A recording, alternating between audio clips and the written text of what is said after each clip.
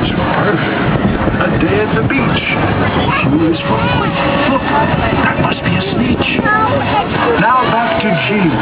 Why? For green eggs and green ham. I really like them. I do, Sam, I am.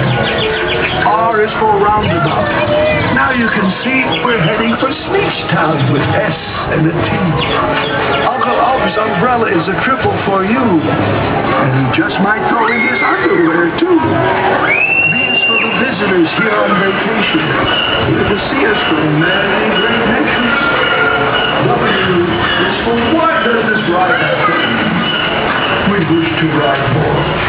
So please tell us when. And now X, Y, Z, where the rhyming gets tough. Z is for zero, for the chance we won't say that our ride through Seuss Landing was the best.